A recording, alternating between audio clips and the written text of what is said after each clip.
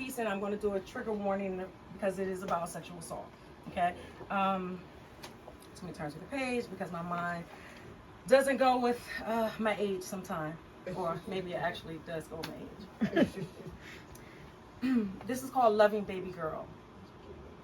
She wanted to scream and run and tell, but didn't. Instead, she yelled in silence and died in silence, and a little girl's innocence was taken with violence and muted, and she thought she liked it. She thought she must have, for she didn't fight it, or so it seems. Maybe she invited it, but baby girl, she was so young and frail, only 14, with dreams that bled through her eyes as she cried and stained her face and drenched her mind with experience that typically takes a lifetime. And this must be a sign of the time, for her daddy was gone and her mommy was gone, and she was left all alone with an old lady who loved her. But the Bible was always right, and only sinners hate, and the old lady quoted scriptures in hopes that baby girl could relate, but it was too late.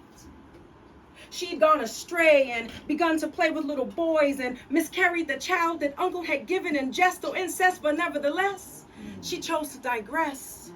She covered her frowns with smiles, sashayed around towns, confusing sex with love, giving her love for sex obscuring gray lines. 30-year-old men lied and took over her mind, promised her love for sex vexed. Why didn't they feel her pain? Sex for love vexed. Visions of her uncle seeped through her veins as she dropped the knife and decided not to take her life this time. Years went by, and time, it took its toll on baby girl and reversed her mind. Though she was grown, she yearned for nurture, that special place at home. Grown, left to deal with this confusion alone. Grown in a 20-year-old body with a 14-year-old mind. Oxymoronic for her at that 20-year-old time. Grown with the same fears of a child. Why didn't they rescue her? Why'd they let her run wild, baby girl? Once sure, once pure, unsure, slightly obscure, slowly dying with smiles. Uncle Love cured her cold. Daddy promised sold his soul. Mommy cried, her story untold. Grandma's old, the Bible's gold, and Pandora's box was opened.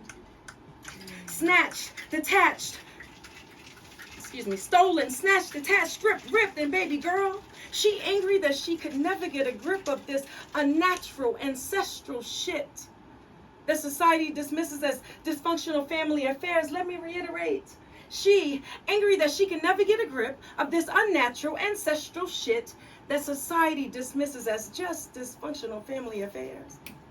How could they even dare begin to bear baby girl's forced affair? Because baby girl,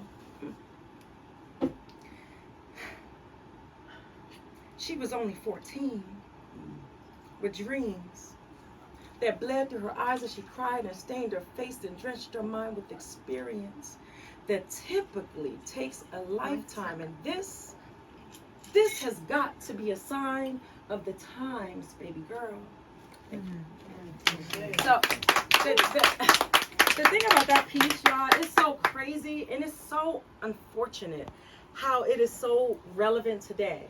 Like how did I write this piece years ago in my 20s, and it is still relevant 25 years later? Like what's happening, right?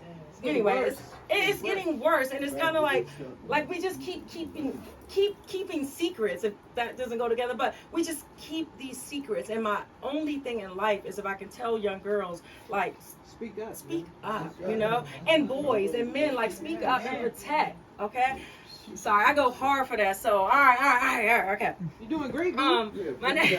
You're doing great. Let me see. All right. So this is funny. This